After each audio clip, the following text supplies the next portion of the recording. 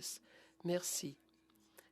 L'idée de sanctions autonomes, c'est justement d'avoir une certaine autonomie en matière de politique étrangère. Ce serait bon d'avoir un groupe de contact pour multilatériser les sanctions, mais comment empêcher que cela soit simplement une approche qui consiste à suivre le champion en la matière, qui sont les États-Unis, et parfois les sanctions découlent de motivations politiques.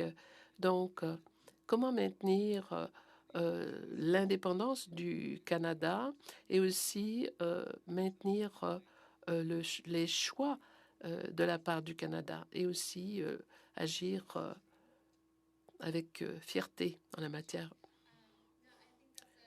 Je pense que c'est une très bonne remarque pour ce qui est de la tension entre autonomie et multilatéralisation. Et à notre avis, il faut arriver à mi-chemin entre les deux.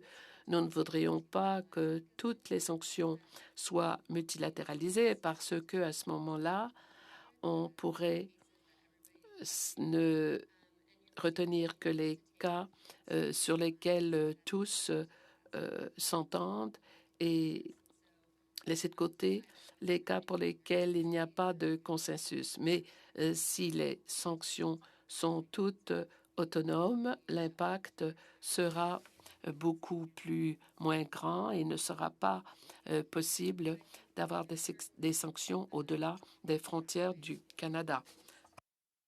Donc, je pense qu'il serait possible pour les pays de décider de leurs propres priorités en matière de politique étrangère et encourager d'autres pays à faire de même. Comme vous le dites, oui, les États-Unis sont chefs de file à cet égard, mais il y a certains cas où d'autres pays ont agi alors que les États-Unis étaient réticents. On a parlé de Vladimir Kara-Murza et il y a d'autres cas également. Vous avez quelque chose à ajouter, monsieur?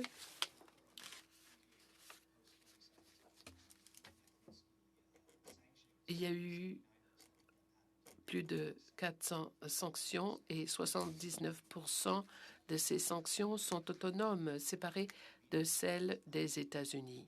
Et nous pourrions justement exercer des pressions sur d'autres pays et ce serait le Canada qui serait chef de file et non plus les États-Unis. Par exemple, il y a le cas de Vladimir Kara-Murza et aussi Haïti qui est une priorité du Canada.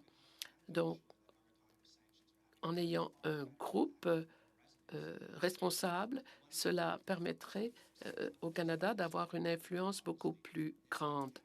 Et aussi, le Canada pourrait voir quelles sont les décisions d'organismes indépendants comme les mécanismes, le comité de lutte contre la torture et d'autres mécanismes quasi judiciaires et on pourrait baser notre propre système sur ces autres instances.